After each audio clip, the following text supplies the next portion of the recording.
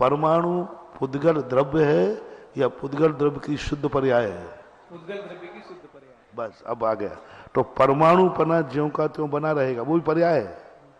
परमाणु इस पुद्गल की दो पर्याय है। पुद्गल की, पुद्गल क्या हुआ? द्रव्य, उसकी दो पर्याय, परमाणु और स्कंद। तो परमाणु पर्याय हो गई। अब उसमें जो स्निग्ध रूप आदि जो भी परिणमन हो रहा है, यानी परमाणु स्कंद रूप हुआ या परमाणु परमाणु रूप रहा, तो परमाणु की पर्याय ध्रुव हुई। परमाणु की पर्याय पुद्गलपना द्रव्य हुआ और परमाणुपना ध्रुव हुआ, और उस परमाणु में जो परिणमन चल रहा है वो उत्पाद व ध्रुव हुआ। जैसा स्कंद, सीधी बात, ध्रुव को पर्याय पकड़ो, चाहे वो शुद्ध द्रव्य हो चाहे अशुद्ध द्रव्य हो। परमाणु भी पर्याय है, परमाणु द्रव्य नहीं है। परमाणु द्रव्य नहीं है, द्रव्य तो पुद्गल है, परमाणु पर्याय है। तो परमाणु पर्याय सदा बनी है कि नहीं? कभी विकसित होगी क्या? वो भी शक्तिमान स्कंद बन जाएगा जब बनेगा तब। जब तक परमाणु है तब तक रहेगा कि नहीं? तो वो परमाणु ध्रुव हो गया। लेकिन स्कंद बनते ही परमाणु पर्याय विकसित हो गई, स्कंद पर्याय का उत्पाद हो गया। ऐसा अब स्कंद में भी पर्याय है कि नहीं? वो परमाणु बनेगा तो स्कंद पर्याय व्यय और परमाणु पर्याय की उत्पत्ति, और पुद्गलपना जो द्रव्य है वो द्रव्य वहां भी था, द्रव्य यहाँ भी है। इस प्रकार परमाणु में भी और स्कंद में भी ध्रुव को पर्याय ही मानना। यदि ध्रुव को आप गुण मान लोगे तो फिर गुणों को उत्पाद व्यय ध्रुव कैसे घटाओगे? और ये आपका जो सत वाला था बहुत अच्छा चिंतन था। कुंदकुंद स्वामी पर्याय सत, द्रव्य सत और गुण सत, ये तीन सत्य मानते हैं। सत्ता सब पयथा सब स्वरूपा अनंत पज्जाया भंगोपाधवत्ता सपड़ वेखा हवदी एक का। तो सभी की सत्ता माने बिना उसका विनाश कैसे होगा? और सत्ता के उत्पाद बिना उत्पाद कैसे होगा? और उत्पाद व्यय दोनों के ही मान सत मान लिया जाए तो उत्पाद व्यय किसमें होगा? इस प्रकार की व्याख्या। पूज्य गुरुवर के चरणों में पुनः पुनः नमोस्तु। पंडित जी साहब को साथ। पंडित जी, मेरा प्रश्न ये है कि जैन सिद्धांत में पर्याय परिवर्तन की एक प्रक्रिया है जो प्रति समय किसी भी द्रव्य में परिवर्तन मानता है कि प्रति समय उसमें पर्याय में परिवर्तन आता रहता है। इसी प्रक्रिया को बौद्ध सिद्धांत में अपन क्षणिकवाद कह सकते हैं क्या? या फिर अपने यहाँ पर पर्याय परिवर्तन की प्रक्रिया और क्षणिकवाद की प्रक्रिया, इन दोनों में कोई अंतर है? देखिए, क्षणिकवाद को यदि आप उत्पाद और व्यय मानते हैं तो उसमें कोई भी, हमारे यहाँ भी प्रतिक्षण जो है, लेकिन बौद्धों में कमी कहाँ आई कि उन्होंने जो द्रव्यपना है उसे छोड़ दिया। वो कहते हैं कि भाई इस क्षण में जो हूं वो पिछले क्षण नहीं था। तो वो सिर्फ पर्याय दृष्टि को ध्यान में रख करके जो चल रहे हैं, इसलिए उनका लक्षण सदोष है। यदि वो द्रव्य को भी मान लें, वो ये कहें कि देखो पर्याय और क्षणिक, वो क्षण क्षण पर्याय भी बदल रही है, क्षणिकवाद भी यही कह रहा है, लेकिन उनमें कमी कहाँ है? वो द्रव्यपने को स्वीकार नहीं, मगर पूरा ही बदल गया। जबकि हम कहते हैं पर्याय बदली है लेकिन द्रव्य वही है। इस तरह से। नमोस्तु महाराज। नहीं, वो ध्रुव को तो स्वीकार करते हैं, द्रव्य को स्वीकार नहीं करते। द्रव्य का परिणमन मानते हैं, उत्पाद व्यय ध्रुव, वो भी मनुष्य को मनुष्य मानते हैं, आदमी को, लेकिन वो द्रव्य को भी परिवर्तनशील मानते हैं, ध्रुव को नहीं। ध्रुव तो पर्याय हो गई, लेकिन ध्रुव भी हमारे यहाँ परिवर्तनशील है, वो भी क्षणिक है। हमारे यहाँ द्रव्य का परिवर्तन नहीं होता, द्रव्य त्रिकाली सत्ता वाला है। वो द्रव्य की सत्ता को क्षणिक मानते हैं, परिवर्तनशील मानते हैं, ये अंतर है। नमस्ते। बहुत बहुत धन्यवाद, बहुत बहुत आभार हमारे विद्वत श्री अभिषेक जी शास्त्री। बहुत अच्छी चर्चा आपके आलेख के माध्यम से यहाँ पर हम सभी को सुनने को मिली।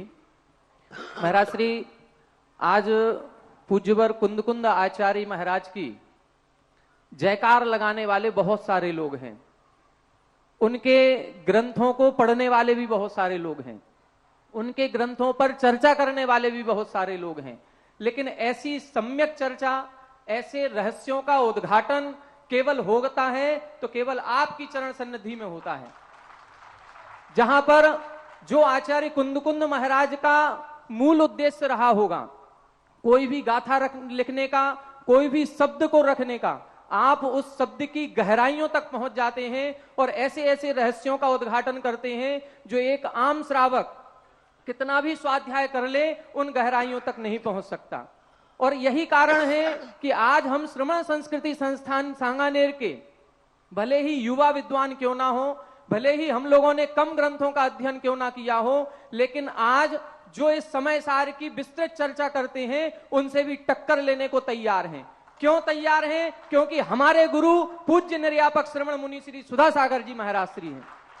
और ऐसे जो समय सार ग्रंथ हैं या कुंद कुंद आचार्य के द्वारा जो भी ग्रंथ लिखे गए हैं उनका अध्ययन हम लोगों को पूज्य गुरुवर के सानिध्य में ही कराया जाता है। और उसका प्रतिफल ये निकलता है कि जिन्होंने समय सार को अपने जीवन में अंगीकार कर लिया वो ही ऐसे रहस्यों का उद्घाटन करते हैं और हम लोगों के मन में भी उन सभी रहस्यों को प्रवेश कराते हैं और छोटी छोटी गूढ़ बातों को भी हम लोग बहुत अच्छी तरह से जान जाते हैं। आप सभी को शायद जानकारी होगी कि ये जो स्नातक परिषद की ये गोष्ठी चल रही है, इस गोष्ठी के उपरांत दिनांक 29 तारीख से और 9 नवंबर तक यहां पर पुनः समय सार शिक्षण शिविर यहां पर आयोजित होगा, जिसमें श्रमण संस्कृति संस्थान के जो अध्ययनरत विद्वान और विदुषियां हैं वो यहां पर आएंगे। करीब 125 विद्वान होंगे और 125 विदुषियां होंगी। 250 विद्वान विदुषियां यहां पर पधारेंगे और पूज्य मुनिश्री स्वयं अपने मुखारविंद से ऐसे गूढ़ समय सार ग्रंथ का हम लोगों को स्वाध्याय कराएंगे। और केवल एक वर्ष नहीं, यह प्रक्रिया पिछले 20 वर्षों से चल रही है। आज ये पंचास्तिकाय जैसे ग्रंथ पर यदि हम लोग गोष्ठी कर रहे हैं और ऐसे युवा विद्वान यदि इस गोष्ठी पर अपने आलेख का वाचन करने में समर्थ हुए हैं, ऐसे विद्वानों के कठिनतम प्रश्नों का उत्तर देने में यदि समर्थ हुए हैं, तो ये उपकार पूज्य गुरुवर का है और उन्हीं के उपकार के कारण से आज हम ऐसे महानतम ग्रंथों का स्वाध्याय करने में समर्थ हैं। इसी क्रम में अगले आलेख वाचन के रूप में मैं आमंत्रित करूंगा दमोह में जो अपनी सेवाएं दे रहे हैं, श्रमण संस्कृति संस्थान से जिन्होंने स्वाध्याय किया है, पूज्य गुरुवर की सन्निधि में समय सार जैसे ग्रंथों का अध्ययन किया है, ऐसे डॉक्टर प्रदीप जी शास्त्री। आपके बारे में बताएं, जब कोविड काल चल रहा था, आप दमोह में संस्कृत विद्यालय में संस्कृत के प्राध्यापक के रूप में मध्य प्रदेश शासन के अंतर्गत कार्यरत हैं और उस कोविड काल के दौरान ऑनलाइन कक्षाओं का जब संचालन हुआ तो मध्य प्रदेश शासन की ओर से दूरदर्शन पर इनके द्वारा जो कक्षाएं संचालित हो गई थी उनका प्रसारण सभी स्कूलों में किया गया। आज भी इनके द्वारा जो कक्षाएं पढ़ाई जाती हैं उनका संचालन दूरदर्शन के माध्यम से किया जाता है और सभी बच्चे आपकी संस्कृत विधा से सीखते हैं और अपने भविष्य को उज्जवल कर रहे हैं। ऐसे हमारे डॉक्टर प्रदीप जी शास्त्री अगले आलेख का वाचन करेंगे। इनका विषय है पंचास्तिकाय में वर्णित दर्शनोपयोग। आइए डॉक्टर श्री प्रदीप जी शास्त्री। बोलिए 1008 श्री आदिनाथ भगवान की, संत सोमणी आचार्य गुरु और 108 श्री विद्यासागर जी महामुनि राज की, मुनिपुंगो 108 श्री सुधा सागर जी महाराज की, नमोस्तु गुरुदेव। सभी आदरणीयों को जय जिनेन्द्र। मेरा चूंकि विषय है पंचास्तिकाय में वर्णित दर्शनोपयोग, और जब भी दर्शनोपयोग की वार्ता आती है तो जैसे पाठशाला में बालकों को पढ़ाया जाता है तो बोल देते हैं आत्मा जो जानती है देखती है वो जानना हो जाता है, परंतु वास्तविकता में है कुछ और। बच्चों के बीच में हम कुछ भी वार्ता कर दें या फिर जैसे हिंदी में बोल देते हैं कि आत्मा ज्ञाता दृष्टा है, तो उसे पहले या ज्ञाता ले लेते हैं और बाद में दृष्टा ले लेते हैं, परंतु अगर वास्तविकता में बात की जाए तो पहले दर्शनोपयोग आता है और फिर ज्ञानोपयोग आता है। तो मेरा यही विषय है जिसमें केवल 2 गाथाएं दर्शनोपयोग संबंधी पंचास्तिकाय जी में है, तो मैंने अन्य ग्रंथों का भी सहारा लिया है। मेरा आलेख है सबसे पहले प्रस्तावना, फिर दर्शनोपयोग का समय, फिर दर्शनोपयोग की अन्य ग्रंथों में व्याख्या, और जैसे दर्शनोपयोग के जो भेद हैं चक्षु दर्शन, अवधि दर्शन आदि, तो मना पर्याय दर्शनोपयोग क्यों नहीं है, इसके साथ साथ द्रव्य दर्शनोपयोग और अवग्रह में क्या ऐसी भिन्नता है, और दर्शनोपयोग में जो दर्शन और ज्ञान का क्रम है, उसके बाद केवल दर्शन और केवल ज्ञान की युगपत प्रवृत्ति जो है, और फिर अंत में एक उपसंहार के रूप में नियम सार जी में बहुत अच्छा दर्शनोपयोग का विषय लिया है। जब आचार्य श्री जी नेमावर में थे, बहुत पुरानी बात है, तब दर्शनोपयोग पे उनके बहुत अच्छे व्याख्यान भी हुए थे, उनको सुनकर के भी दर्शनोपयोग संबंधी बहुत अच्छी स्पष्टता होती है। किसी भी दर्शन का अस्तित्व जीव के बिना संभव नहीं है। और जैन दर्शन में जीव को जो बच्चों को पढ़ाते हैं जानने देखने वाला कहा, वह आंखों से जानना देखना है या कुछ और मामला है, इसी को समझते हैं। दर्शनोपयोग से संबंधित अधिक वार्ता पंचास्तिकाय में तो नहीं है। दर्शनोपयोग और ज्ञानोपयोग के संबंध में उल्लेख जो आगम में प्राप्त होते हैं उनके कारण विषय वस्तु थोड़ी सी जटिल हो गई है। या यूं कहें कि जिस बिंदु से आप शुरू होते हैं, चिंतन करते करते पढ़ते पढ़ते उसी बिंदु में पहुंच जाते हैं और अंत में आपको मिलती है दृढ़ता, विश्वास और परिपक्वता। पर शुरू जहां से होते हैं समाप्ति भी वहीं पर हो जाती है। अगर दर्शनोपयोग के आगम में प्राप्त विभिन्न बिंदुओं की बात करें तो यहां पर स्पष्ट ये होता है कि दर्शनोपयोग यानी सामान्य अवलोकन रूप या फिर अनाकार का दर्शन या अंतर्मुख चित्त प्रकाश ग्राही या सामान्य ग्राही या स्वग्राही, कथनचित एक प्रमाण यह भी मिला है कि कथनचित बाह्य पदार्थ ग्राही भी दर्शन को कहा है। अगर दर्शन की बात करेंगे, दर्शनोपयोग की बात करेंगे तो बिना ज्ञानोपयोग की वार्ता किए नहीं रह सकते हैं। तो ज्ञानोपयोग क्या है? तो वो विशेष ग्राही है, साकार ग्राही है और एक प्रमाण और मिलता है कि स्वपर ग्राही भी है। अब आगे चलते हैं। इन सभी व्याख्यानों के अलावा दर्शन और ज्ञान के संबंध में एक समन्वय सूचक वर्णन भी हमें प्राप्त होता है। नियम सार जी की गाथा नंबर 161 से लेकर 171 तक 10 गाथाओं में समन्वय तो देखने मिलता है। शुरू करते हैं। पंचास्तिकाय में एक गाथा है जिसमें सीधे सीधे उन्होंने भेद गिना दिए हैं। पहला चक्षु दर्शन, अचक्षु दर्शन, ऐसा करके। तो दर्शनोपयोग की अगर मूल बात करें तो राजवार्तिक जी में या सरवार सिद्धि जी में बहुत अच्छे से स्पष्ट किया है। विषय विषय सन्निपात होने पर कुछ है इतना मात्र ग्रहण करना, विषय और विषय का सन्निपात होने पर ही दर्शन होता है, ऐसा सरवार सिद्धि में। या विषय विषय सन्निपाते सती दर्शनम भवति राजवार्तिक जी में भी है। अब अगर इसी और आगे चलते हैं तो द्रव्य संग्रह जी में जम सामर्णम गहड़म ये गाथा है। बावाड़म लीव कट्टुम आयारम अलग अलग करते हैं।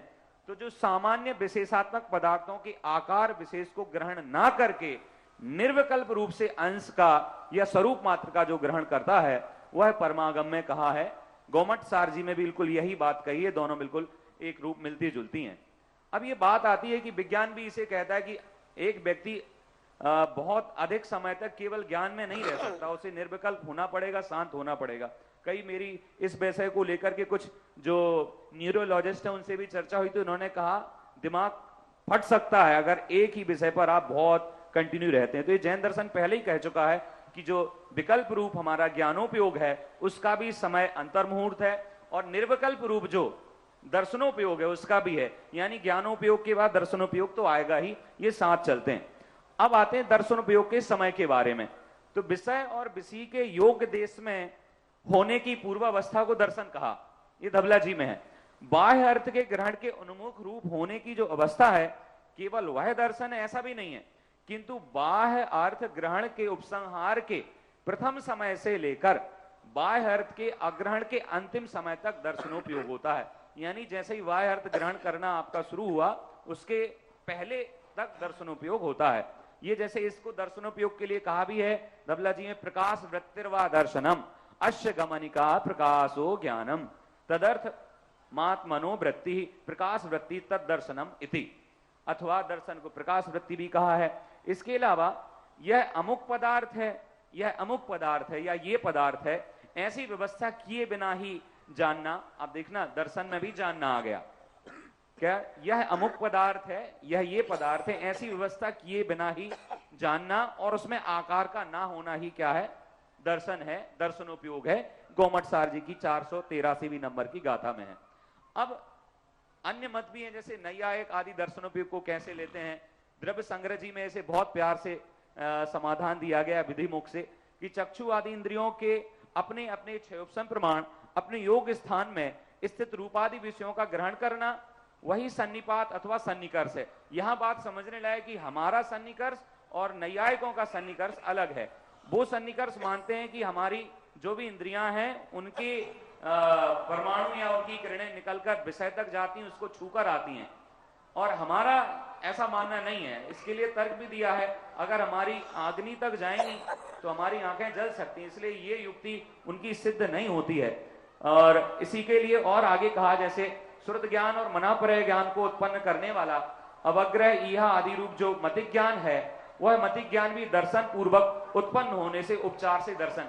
ये एक स्पष्ट देखने मिल रहा है कि मति ज्ञान को भी उपचार से दर्शन कह दिया, क्योंकि मनापर्य ज्ञान जो है वो मति ज्ञान पूर्वक होता है, तो उसको उस अपेक्षा से उपचार से कहा है।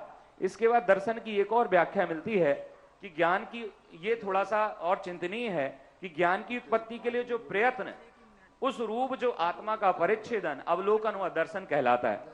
तत्पश्चात यानी अवलोकन के पश्चात बाह्य विषय में विकल्प रूप से जो पदार्थों का ग्रहण है वह ज्ञान उपयोग हो जाता है। जैसे कोई मनुष्य, ये उदाहरण बड़ा स्पष्ट है, इससे स्पष्ट और होता है, जैसे कोई मनुष्य घट संबंधी विकल्प करता है, तत्पश्चात पट जानने की इच्छा करता है, तो घट के जानने के बाद जब उसने पट जानने की इच्छा की, तो घट से पट तक पहुंचने का जो समय है वो दर्शनोपयोग है, और जैसे ही वो पट में पहुंच गया और विकल्प आया तो वो ज्ञानोपयोग हो गया। इस पश्चात यह पट है ऐसा निश्चय ये हुआ, यह द्रव्य संग्रह जी में प्राप्त होता है। अब एक प्रश्न मन में आता है, दो तीन प्रश्न बड़े कचोटते भी हैं कि अगर ज्ञान से ही हम जानते हैं तो दर्शन की आवश्यकता क्यों है, और दर्शन कहीं निरर्थक, दर्शनोपयोग निरर्थक तो नहीं है जब ज्ञान से ही जान रहे हैं। इसमें एक और चर्चा है। अब एक प्रश्न आता है कि मनापर्य का दर्शनोपयोग क्यों नहीं है? जैसे अबाधि दर्शनोपयोग है, चक्षु अचक्षु दर्शनोपयोग है, मनापर्य के लिए ऐसा क्यों नहीं माना? तो निश्चित रूप से आगमानुरूप, आगम के अनुसार जो मनापर्य ज्ञान होता है वो मति ज्ञान पूर्वक होता है, इसलिए उसे पहले कोई दर्शन नहीं होता है। हाँ, मनापर्य होगा तो निश्चित रूप से उसके पहले मति ज्ञान होगा, तो उसके पहले दर्शन होगा। कथनचित मति ज्ञान को भी एक अपेक्षा से दर्शनोपयोग कहा। अवधि ज्ञान भी मति ज्ञान सहित ही होता है, परंतु अवधि दर्शन है तो मनापर दर्शन क्यों नहीं है? अब प्रश्न बनता है कि जब आप अवधि दर्शन भी तो आत्मा से हो रहा है, तो उसको जब आप दर्शनोपयोग में ले रहे हैं तो मनापर्य दर्शनोपयोग क्यों नहीं? जिस प्रकार अवधि ज्ञान दर्शन पूर्वक होता है उसी प्रकार मनापर्य को भी दर्शन पूर्वक जानना चाहिए। तो ऐसा नहीं है, इसके लिए समाधान आचार्य भगवान स्वयं दे रहे हैं खुद दिमाग, क्योंकि तहां कारण का अभाव है, मनापर्य दर्शनावरण नहीं है, क्योंकि चक्षु आदि चार ही दर्शनावरणों का उपदेश है। ये तो शास्त्र की बात हो गई कि उपदेश ही ऐसा है, और उसके अभाव के कारण से क्षयोपशम का भी अभाव है, क्षयोपशम ही नहीं है। पर मनापर्य दर्शनोपयोग का अभाव है, इसका एक और युक्ति मिलती है कि मनापर्य अवधि ज्ञान की तरह स्वमुख से विषयों को नहीं जानता है। मनापर्य अवधि ज्ञान की तरह स्वमुख से किसी विषय को नहीं जानता है, वो दूसरे के मन को जानता है। इस प्रकार अतः जिस प्रकार मन अतीत व अनागत अर्थों का चिंतन तो करता है पर देखता नहीं है, उसी तरह मनापर्य ज्ञान भी भूत भविष्य को जानता तो है पर देखता नहीं है। वह वर्तमान भी मन को विशेष विषय विशेषाकार से जानता है, अतः सामान्य अवलोकन प्रवृत्ति पूर्वक न होने से मनापर्य ज्ञान में दर्शन नहीं बनता है, क्योंकि वो सीधा संबंध उसका नहीं बनता। ये राजवार्तिक जी में भी और स्पष्ट आपको वर्णन देखने मिल सकता है। अब आगे चलते हैं, दर्शन और अवग्रह, दर्शनोपयोग से संबंधित जो दर्शन के चारों भेद लेंगे, और अवग्रह में क्या अंतर है। तो विषय और विषय, ये मैं बता चुका हूं, विषय और विषय के सन्निपात होने पर प्रथम क्षण में दर्शन होता है और फिर ज्ञान। अब इस संबंध में अवग्रह के बिना धारणा या इहा बिना हुए एक बार धारणा बन गई तो फिर से धारणा ही रहेगी, परंतु धारणा कितनी भी बार बने उसके पहले दर्शनोपयोग आवश्यक, और वो तो होगा ही, क्योंकि दर्शन पूर्वक ही ज्ञान होता है। अब दर्शन और ज्ञान के क्रम या अक्रम की प्रवृत्ति जो है, जो ज्ञाता दृष्टा की बात कही, तो छद्मस्तों के, छद्म का मतलब है ज्ञानावरण और दर्शनावरण, तो छद्मस्तों के दर्शन जो होता है वो पहले दर्शन होगा और फिर ज्ञान होगा। पर जो केवली भगवान हैं, जिनके ज्ञानावरणी दर्शनावरणी नष्ट हो गए हैं, उनके लिए कहा है जगोम वट्ठईडाणम, यानी एक साथ होते हैं, युगपत होते हैं ये। इसके बाद केवल दर्शन और केवल युगप्रवत प्रवृत्ति हुई। अब ये जो विषय है कि दर्शन से हम जानते हैं या ज्ञान से जानते हैं, इसका बड़ा समन्वय रूप चिंतन जो है वो नियम सार जी में कह दिया है, ये उपसंहार के रूप में मैं ले लेता हूं कि एक प्रश्न उन्होंने गुरुदेव ने स्वयं उठाया 161 नंबर की गाथा में, किड़ाणम परपयासम डिट्ठी अप पयासया चेव अप्पा सपर पयासो होदिति मर्ण से जदि यदि। अगर ऐसा मानते हैं कि ज्ञान पर प्रकाशी है और दर्शन जो है आत्म प्रकाशी है, तो ऐसा मानेंगे तो क्या दिक्कत आएगी। तो इसी का समाधान मैं सीधा दे देता हूं, ज्यादा और नहीं बीच में ले रहा हूं। कि लाणम पड़पयासम व्यवहारेण दंशनम तमहा, अप्पा पर प्रयासो व्यवहारेण दंशनम तमहा, यानी व्यवहार से ज्ञान पर प्रकाश से, इसलिए दर्शन भी है और व्यवहारने से आत्मा पर प्रकाशक है, इसलिए दर्शन भी है। अब निश्चयने से ज्ञान आत्म प्रकाशक है, इसलिए दर्शन स्वप्रकाशक है, और निश्चयने से आत्मा आत्म प्रकाशक है, इसलिए दर्शन स्वप्रकाशक है।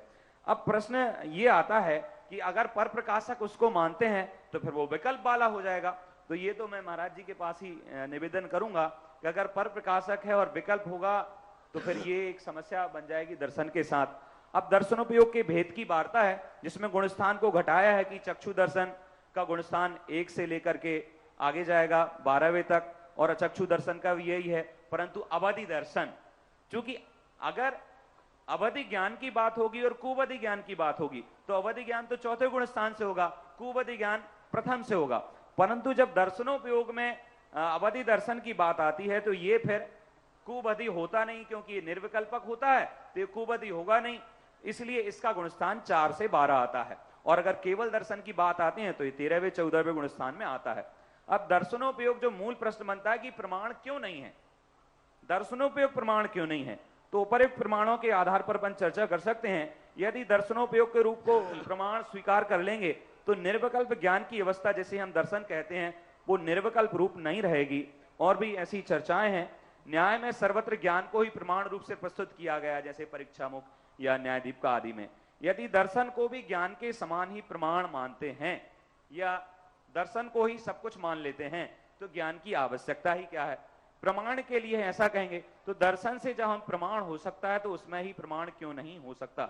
यानी दर्शन से ही सब कुछ हो रहा है तो फिर ज्ञान की आवश्यकता क्या है, या ज्ञान से ही हो रहा है तो फिर दर्शन की आवश्यकता क्या है। कई बार लगेगा कि हमारा ज्ञान गुण जो स्वतंत्र है, क्या वो दर्शन का गुलाम है क्योंकि उसके बिना नहीं हो रहा है। तो इसका सामान्य सा है कि सबका एक अपना दायरा है, ज्ञान का है सामान्य निर्विकल्प रूप से अवलोकन, और ज्ञान का है उसका विकल्प रूप से उसमें और जानना।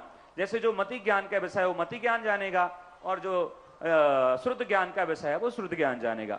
दर्शन की यह व्याख्या कहती है कि निर्विकल्प होना हम भी हमारा स्वभाव है। अंत में उपसंहार के रूप में 2 पंक्तियां हैं। दर्शन ही कहता है, और हमें जीवन में भी यह सीखना चाहिए कि दर्शन की यह व्याख्या कहती है कि निर्विकल्प होना भी हमारा स्वभाव है। हम दर्शन में रहते हुए भी निर्विकल्प रह सकते हैं। अतः विभिन्न विषयों की ऊहापोह से बचकर निर्विकल्प भी होना चाहिए। धन्यवाद। जय जिनेंद्र।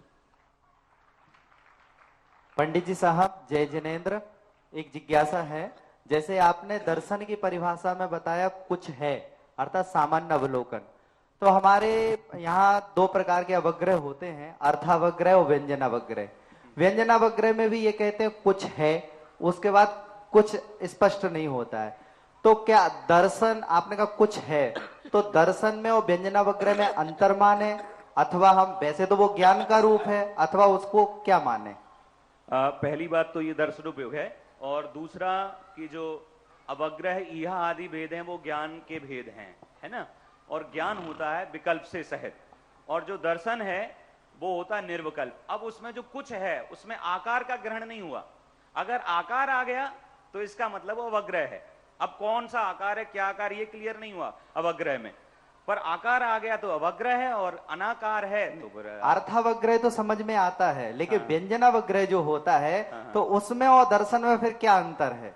फिर हम दर्शन को कैसे समझाएंगे, क्योंकि बिना दर्शन के ज्ञान होता नहीं है, दर्शन पूर्वक ही ज्ञान होता है, तो उसमें क्या अंतर समझेंगे। ये सिंपल सा समाधान है इसका। पहले जब तक दर्शनोपयोग नहीं होगा, ये एक साथ छद्मस्तों के होते हैं, तो पहले दर्शनोपयोग होता ही है, ये शास्त्र सम्मत ही है। उसके बाद ज्ञानोपयोग आता है। तो इसमें क्या इसको हम महाराज जी से भी कहें, क्या इसको हम किसी उदाहरण के माध्यम से समझा सकते हैं, क्योंकि दोनों वही आ जाएगा, कुछ है और कुछ है, तो दोनों एक ही हो जाएगा, दर्शन और ज्ञान। तो क्या किसी उदाहरण के माध्यम से समझा सकते हैं हम।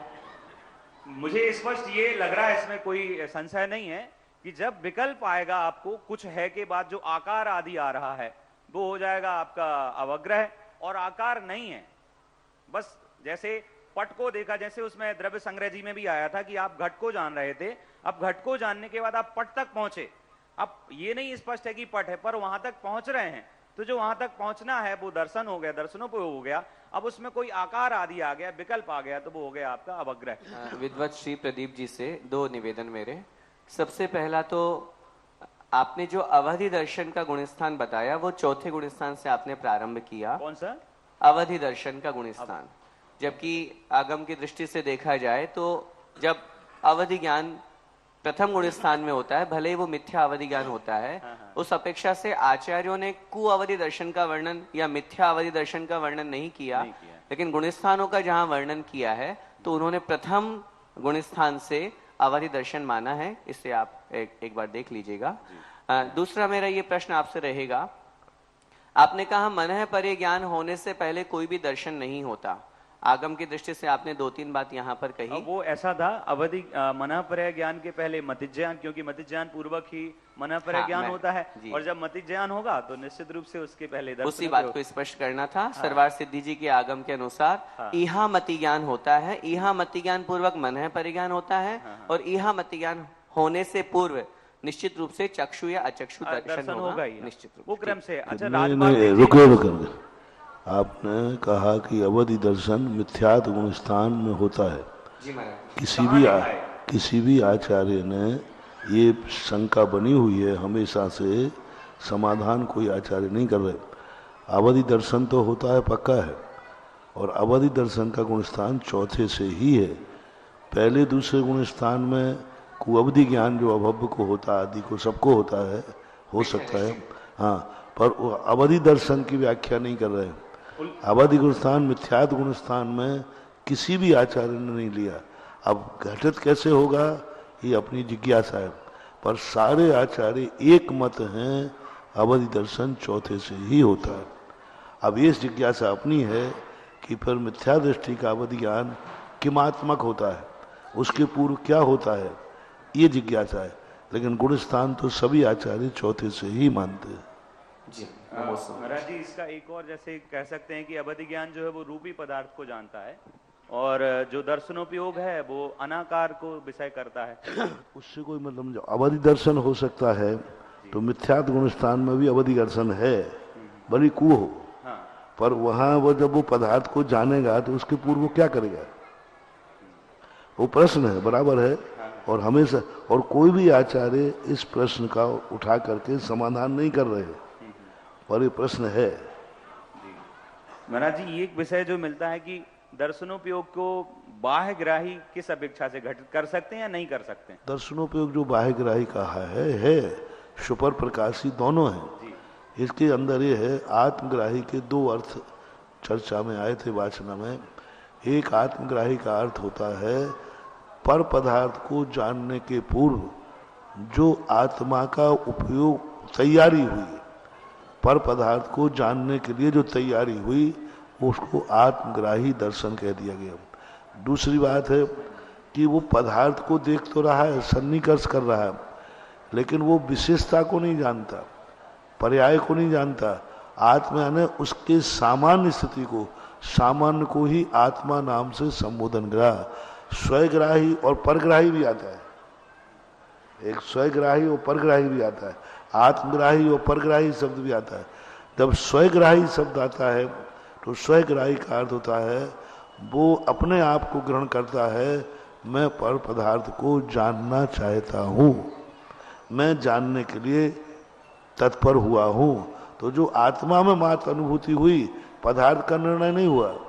आत्मा तो निर्णय कर लिया कि मुझे पर पदार्थ देखना है, मुझे ये पेंसिल देखना है, तो आत्मा में तो आ गया विकल्प, मुझे देखना है, लेकिन वो बाहर व्यक्त पर पदार्थ की तरफ नहीं पहुंच पाया, तो वो आत्मा में ही रह जाता है। ऐसा पूज्यवर वीरसेन स्वामी महाराज ने ये प्रश्न उठा करके समाधान थोड़ा किया, लेकिन ये पूर्ण समाधान अभी कभी हो नहीं पाया।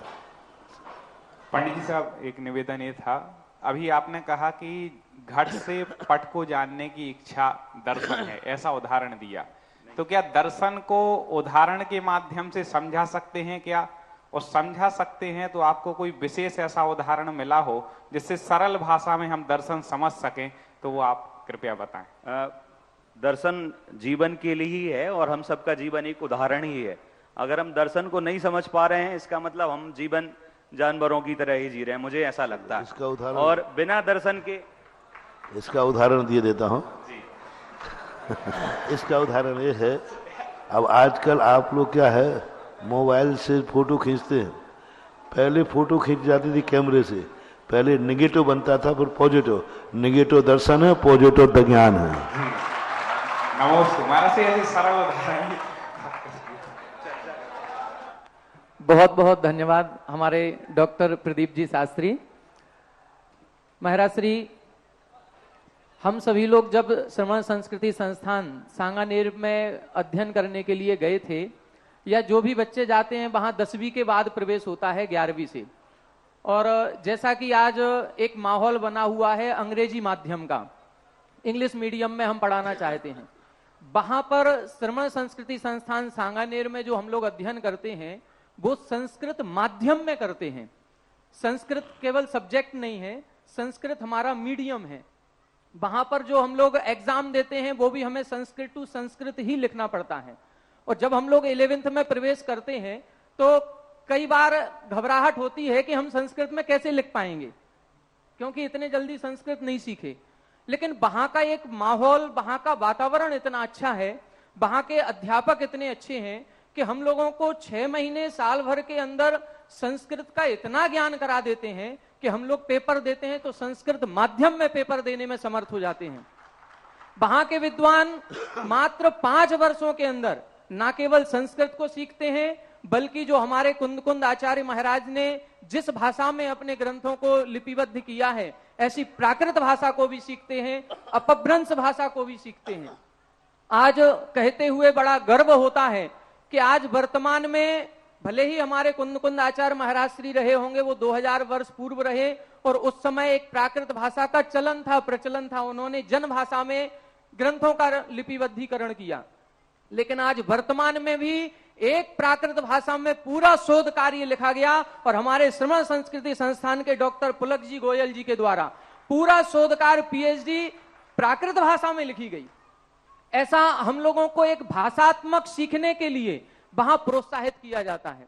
और हम लोगों को भाषा सीखने के लिए इतना प्रोत्साहित किया कि हम लोग ना केवल संस्कृत सीखे, ना प्राकृत, और हिंदी तो जानते ही हैं, अंग्रेजी में भी पारंगत हुए। इसके साथ साथ महाराज श्री, हमारे ही बैच के एक सन्मति भाई हैं जिन्होंने बाद में जाकर के जैपनीज का कोर्स किया, और जैपनीज लैंग्वेज को सीख करके आज जैपनीज के प्रधान अध्यापक के रूप में, प्रोफेसर के रूप में वर्धा यूनिवर्सिटी में कार्यरत हैं। और सबसे बड़े हर्ष की बात यह है कि पूज्य आचार्य गुरुवर के द्वारा जो हाइकू का संग्रह किया गया है, उस हाइकू के संग्रह को जैपनीज भाषा में ट्रांसलेट कर रहे हैं। और जो हमारी संस्कृत के या हिंदी के जो हमारे जैनागम के शब्द हैं, उसकी एक डिक्शनरी तैयार की जा रही है, जिसको जैपनीज में क्या कहते हैं, ऐसे शब्दों का पूरा डिक्शनरी शब्दकोश वो उनके द्वारा तैयार किया जा रहा है। ऐसा ही एक छात्र आज हमारे बीच में है जिसने जर्मन लैंग्वेज में अपनी पारंगतता हासिल की हुई है, और जर्मनीज भाषा में बहुत अच्छे से आज बोल सकते हैं। और इनको संस्थान से ग्रेजुएट करते हुए कोई ज्यादा समय नहीं हुआ है, अभी मात्र 2019 में ही ये पास आउट वहां से हुए हैं। और वहां से पास आउट होने के बाद जर्मनी लैंग्वेज में आपने पूरी जर्मनी भाषा सीखी, और आपसे भी ये उम्मीद है कि जैसी जैपनीज में हमारी डिक्शनरी लिखी जा रही है, जैपनीज में हमारे ग्रंथों का अनुवाद किया जा रहा है, आपसे भी हमारा श्रवण संस्कृति संस्थान ये आशा करता है, ये उम्मीद करता है कि आप भी हमारे जैनागम के ग्रंथों को आगे चल करके जर्मन भाषा में अनुवादित करेंगे। ऐसे हमारे भाई ऋतिक जी जैन, अशोक नगर, आप आएंगे और 5 मिनट में अपना जर्मन भाषा में आप अपना उद्बोधन देंगे। हम सभी को भी ये ज्ञात हो कि जर्मन भाषा में आपने कैसे क्या सीखा, क्या आपके अनुभव रहे, वो हम लोगों को एक बार बताइए। बोले परम पूज्य वर्तमान के संबंध भद्र मुनीश पुंगव 108 सुधा सागर जी महाराज की, छुल्लक श्री 105 गंभीर सागर जी महाराज की, श्रवण संस्कृति संस्थान की।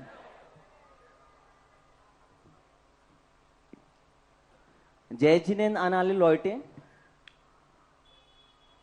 सभी को जय जिनेन्द्र। और आज मैं अपने आप को इस मंच पर खड़े होकर के बहुत गौरवान्वित महसूस कर रहा हूं। शायद लग रहा है कि जो सफर 2016 में पूज्य गुरुदेव श्री जब सांगानेर पधारे थे और मूर्तियां निकाली थी, तब एक दिन अचानक धैर्य सागर जी महाराज जी के चरणों में बैठा हुआ था और गुरुदेव ने कहा कि हमारे पास में ऐसे लोग तो हैं जो हिंदी जानते हैं, इंग्लिश जानते हैं, संस्कृत जानते हैं, लेकिन ऐसा कोई व्यक्ति नहीं है जो इन चारों भाषाओं में ज्ञान प्राप्त करके अपने शास्त्रों को वहां पर जाकर के समझा सकें, लिख सकें, या फिर जो हमारी लिपियां वहां पर गई हैं उनके बारे में अध्ययन करके वहां पर शोध कार्य कर सकें। तब मैंने गुरुदेव को कहा था कि Gurudev, I will try to do it, I am not so much perfect in this all languages but I will try to learn. तब गुरुदेव ने कहा था ठीक है, प्रयास करो। और उस समय एक इटालियन टीम आई हुई थी वहां पर, और मैं गुरुदेव को समझाते समझाते उनके पास लेकर के गया था कि हमारे मुनिराज कैसे होते हैं, हमारे दिगंबर संत कैसे होते हैं, जिन शासन कैसा होता है। और जब गुरुदेव ने देखा तो कहा कि हाँ तुम ये कर सकते हो और तुम अब जर्मन भाषा सीखना शुरू करो। तब मैंने जर्मन भाषा सीखना शुरू किया। उस समय मैं फर्स्ट ईयर में था around.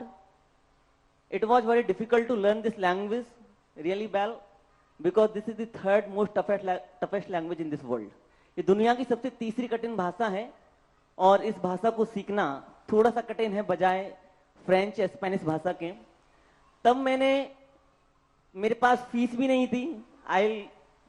I want to see that कि सच में मेरे पास उस समय इतने भी पैसे नहीं थे कि मैं उस फीस को जमा कर सकूं।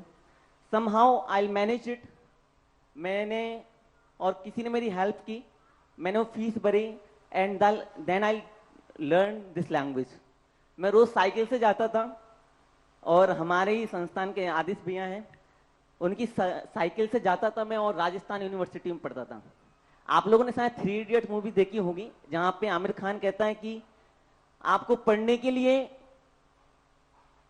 आपको एडमिशन की जरूरत नहीं है, सिर्फ यूनिफॉर्म की जरूरत होती है। तो ऐसा ही मेरे साथ में हुआ कि मेरे पास एडमिशन नहीं था राजस्थान यूनिवर्सिटी में, लेकिन मैं रोज जाता था और शायद किसी के भी नाम की प्रेजेंट बोल करके पढ़ लेता था।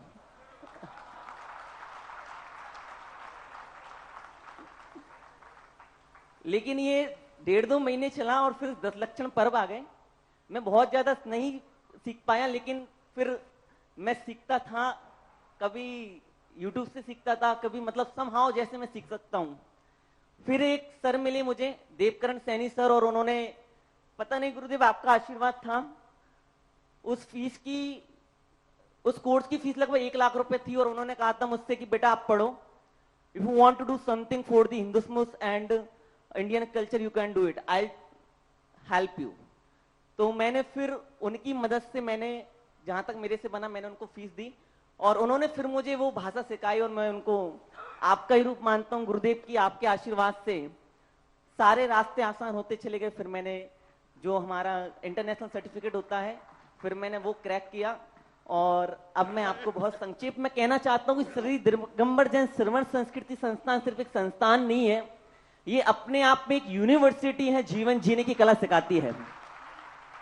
मैंने ये भाषा सीख करके एमएनसीज में इंटरव्यू दिए जहां पे मुझे स्टार्टिंग में पैकेजेस मिले, लेकिन मुझे रात्रि भोजन करना पड़ता, इसलिए मैंने वो 40-50 हजार रुपए की नौकरी स्टार्टिंग में छोड़ दी।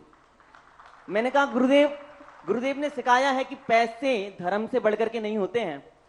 Then I will go into the teaching field. और फिर मैंने जयपुर में एक विद्यालय है महाराजा सवाई मान सिंह विद्यालय, मैंने फिर वहां पर जर्मन पढ़ाया और जो बच्चे जर्मनी जाते हैं उनको मैंने थोड़ी सी पहुंचने में उनको हेल्प की, उस एग्जाम को क्रैक कराते हुए।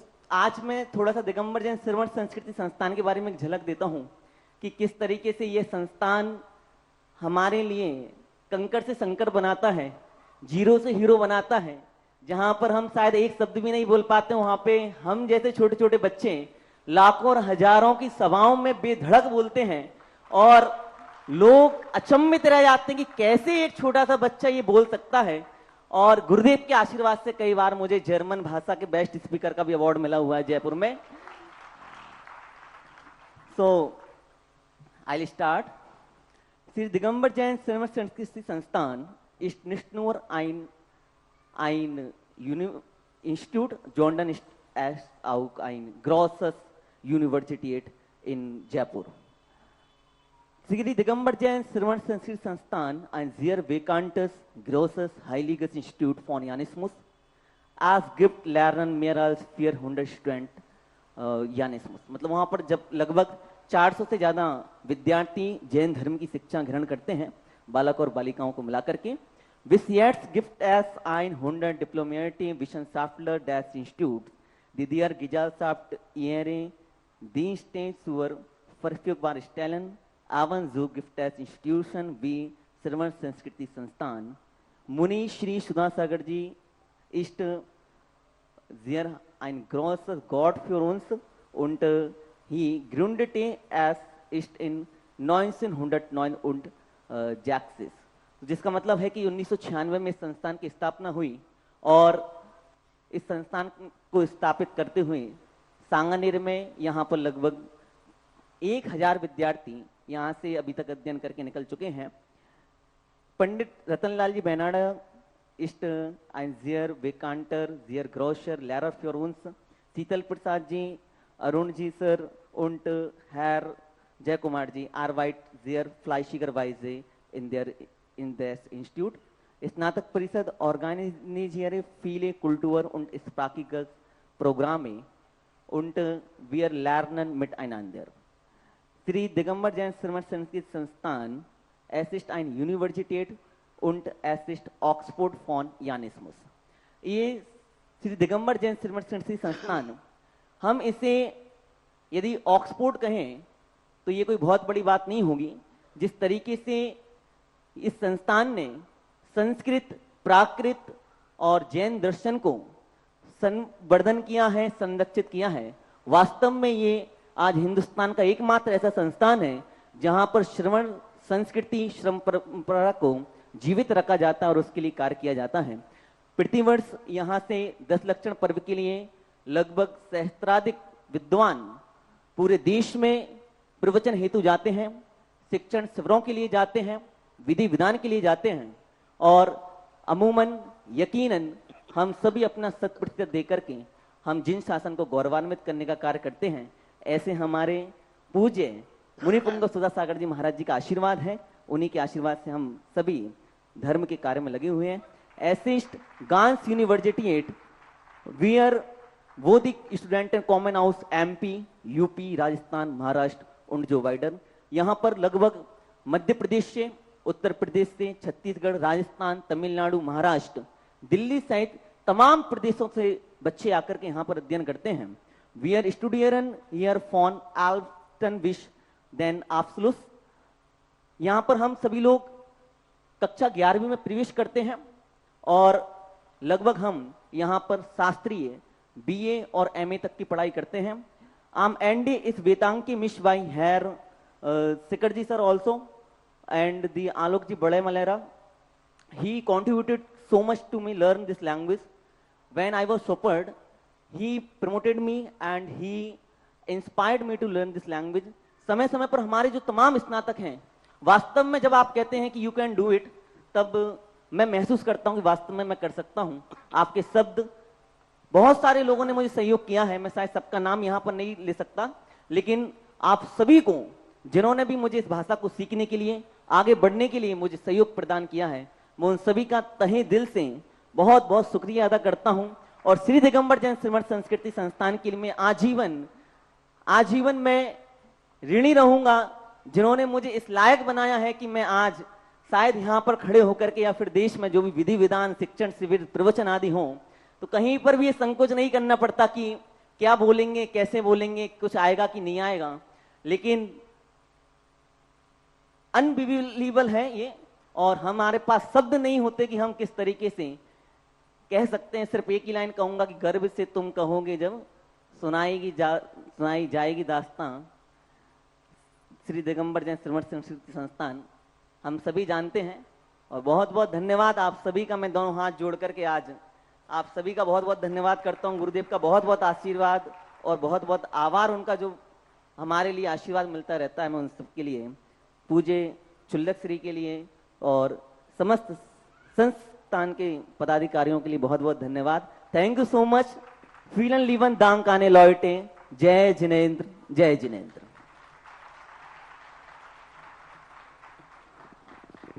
बहुत बहुत धन्यवाद भाई ऋतिक जी। अब आप लोग समझ गए होंगे कि संस्थान किस तरह से उन्नति कर रहा है किस तरह से संस्थान के विद्वान आगे बढ़कर के और हमारे जैन संस्कृति की रक्षा करेंगे और जिन शासन की इस प्रभावना को न केवल देश में बल्कि विदेशों में भी इसकी प्रभावना को अनवरत जारी रखेंगे। हमारे आगरा की जो चातुर्मास प्रभावना समिति है वो हमारे इस अनूठे विद्वान का हार्दिक अभिनंदन स्वागत करने जा रही है। जोरदार करतल ध्वनि से इनकी हार्दिक अनुमोदना करेंगे, अभिनंदन स्वागत करेंगे। इसी क्रम में आज इस सत्र में 2 आलेखों का वाचन हुआ और उस सत्र की अध्यक्षता कर रहे थे हमारे ललितपुर नगर के गौरव, जिनको हम कहें डॉक्टर श्री संजीव जी शास्त्री।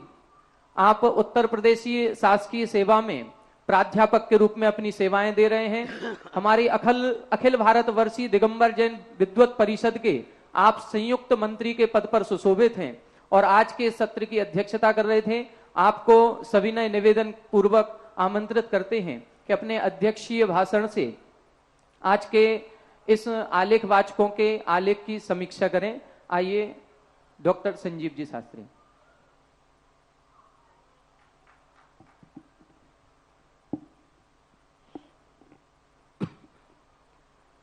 ओडमो जुड़ाणम जोले पंच परमेष्ठी भगवान की, मूल नायक श्री 1008 शांतिनाथ भगवान की, संत श्रोमणी आचार्य गुरु विद्यासागर जी महामुनिराज की, परम उपकारी निर्यापक श्रवण मुनि पंगो श्री सुधा सागर जी महाराज की, छुल्लक रत्न श्री 105 गंभीर सागर जी महामुनिराज की,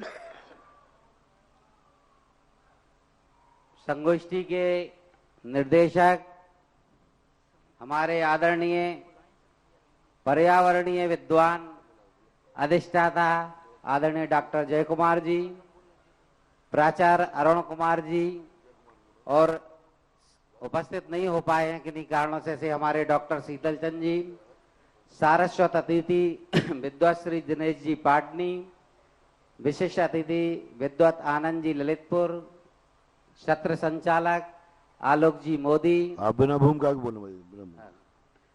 इस सत्र में 2 आलेखों का वाचन अभी तक हुआ है और जो प्रथम आलेख है इस पर विषय था पंचास्तिकाय ग्रंथ का दार्शनिक अनुशीलन, विद्वत श्री अभिषेक जी इटारसी के द्वारा। तो ये जो आलेख था, इस आलेख में अभिषेक जी ने बड़ा परिश्रम किया है और आपके अथक परिश्रम का ये फल आपको तुरंत मिला है कि पूज्य श्री ने उसकी समीक्षा में अपने जो उद्गार थे, जो विशिष्ट तत्व थे, वो उसमें व्यक्त कर दिए हैं। आपके आलेख की गुणवत्ता तो इससे ही पता चलती है कि उस पर मंथन हुआ है यहाँ पर। और पूज्य श्री जिसके आलेख की समीक्षा कर दें, उसका आलेख अपने आप में एक उत्कृष्ट आलेख होता है। बहुत अच्छी कुछ बातें इन्होंने ली हैं। जैसे जब यहाँ प्रश्न आया तुरंत कि ये सत और असत की बात कैसे कह दी आपने, तो पर्याय सत का जो उन्होंने उत्तर दिया था वो पूज्य आचार्य कुंद स्वामी की दृष्टि उन्होंने पूर्ण रूप से वहां पर की कि पर्याय सत से ये घटित होगा। ये उनके ग्रंथ के, उनके आलेख का वैशिष्ट मुझे समझ में आया।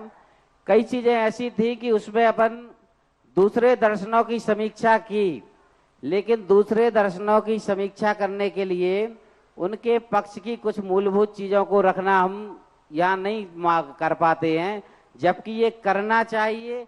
फिर अपनी दृष्टि को उसमें बताना चाहिए कि ये इस चीज से यहाँ पर विशेषता है। ऐसा अभिषेक जी का आलेख रहा। और दूसरा जो आलेख था हमारे पंचास्तिकाय में वर्णित दर्शनोपयोग डॉक्टर प्रदीप जी दमोह का। आप एक शिक्षाविद हैं और आपका जो आलेख रहता है वो शिक्षा के उन्मुखीकरण के लिए रहता है। तो आपके तत्व जो है शास्त्रीय पक्ष से लेकर के शिक्षा के पक्ष में भी चले जाते हैं। तो कई बार उसका जो वैशिष्ट है वो पूर्ण रूप से नहीं आ पाता है। आप प्रयास तो करते हैं लेकिन शिक्षा के तत्व उसमें निहित करने के लिए। तो यहाँ पर जैसे दर्शनोपयोग की चर्चा आई तो आखिर में आपने उसको लिया कि छदमत्थाणम न दोलनी उपयोगा। जब आप क्रम की बात कर रहे थे तो वहां ये स्पष्ट होना चाहिए था कि जैन दर्शन का ये विशिष्ट पक्ष है पंचास्तिकाय का भी, कि छदमस्त के दोनों उपयोग एक साथ नहीं होते हैं और केवलियों के तो होते ही हैं। जैसे कह रहे हैं ना कि विकल्प बना रहता है, ध्यान नहीं लगता है, दिमाग फट जाएगा। तो सामान्य लोगों का फट जाएगा, लेकिन हम जब पूज्य श्री का परिश्रम देखते हैं और उनकी कार्यशैली देखते हैं तो हमें देख देख के लगता है कि पूज्य श्री इतना कर कैसे लेते हैं। तो ऐसे हमें इसको समझना चाहिए। और जिस भूमि पर हम ये खड़े हैं, यहाँ पर हमारे लिए बड़े गौरव की ये बात है, अगर हम उनका यहाँ नाम नहीं ले, कीर्ति शेष हमारे आदरणीय विद्वद्वर पंडित रतनलाल जी बेनाड़ा साहब, पूज्य श्री के बाद यदि किसी का उपकार हम लोगों पर सर्वाधिक रहा पढ़ाने में, तो वो पंडित बेनाड़ा जी का ही रहा है। और उनका ही ये सब ध्येय रहा है कि हमारे विद्यार्थी आगे बढ़े। और आचार्य श्री की और पूज्य श्री की जो भावना है, उस भावना को युगों युगों तक साकारभूत करते रहे। इस भावना से संस्थान की स्थापना की गई थी पूज्य श्री के द्वारा, उसी को आगे बढ़ाया जाता रहा है। पूज्य श्री, बड़ी विनम्रता से मैं यहाँ एक बात कहना चाह रहा हूँ अध्यक्ष के रूप में, कि संस्थान बहुत उन्नति कर रहा है, बहुत आगे बढ़ रहा है, और ये निसंदेह है कि ये आगे बढ़ेगा, क्योंकि आप जैसे गुरुओं का, पूज्याचार्य श्री जैसे गुरुओं का आशीर्वाद इसको प्राप्त है। लेकिन वर्तमान की इसे एक त्रासदी ही कहें कि कुछ लोग अभी भी ये चाहते हैं कि संस्थान इतना क्यों बढ़ रहा है। उनको इस बात में थोड़ा सा ये लग रहा है कि ये क्यों बढ़ रहा है, और वो इसको गाहे वगाहे अन्य रूप में भी कहते रहते हैं। इस दौरे सियासत का इतना सा फसाना है, बस्ती भी जलानी है और मातम भी मनाना है। हमारे एक दो प्रतिशत ऐसे लोगों को, एक दो, मैं कह रहा हूं, ये गुरुदेव का वचनों का प्रभाव है कि इनके पढ़ाए हुए छात्र आज लाखों की बोली लेते हैं, गुरुदेव की मंगल आरती करते हैं, दान की, पूजा की, और विद्वानों में जिनवाणी का क्या बहुमान हो, ये गुरुदेव की वाणी सुनने को ही आते हैं। हम लोगों को और कोई वैक्सीन नहीं लगती है, एक ही वैक्सीन लगती है। जब ये वैक्सीन लगती है तो हम लोगों को बिल्कुल पूरे साल भर के लिए एनर्जी मिल जाती है। तो मैं ये कह रहा हूं अपने साथियों से कि देखो, कभी अपने गुरुदेव ने ये नहीं कहा कि हमारी प्रभाव ना करो, कभी ये नहीं कहा कि हमारा नाम लो, क्या कहा है? कभी नहीं कहा है। गुरुदेव ने ये कहा है कि आचार्य श्री की जो भावना है, मूल आगम के जो तत्व है, उनको उद्घाटित आपको करना है। ऐसी भावना लेकर हम सब चल रहे हैं। तो आप दूसरों की बातों में जो 1-2% लोग आ रहे हैं, 800 में से 10-20 लोग ऐसे हो रहे हैं, मैं उनसे कहता हूं, हमारे भाइयों, आप मार्ग मत बदलो अपने स्वार्थ की पूर्ति के लिए। जो भावना है उसको करो, क्योंकि जरा संभल के करो गैरों से हमारी बुराई, जरा संभल के करो गैरों से हमारी बुराई, तुम जिसको जाकर बताते हो वो आकर हमको भी बताता है।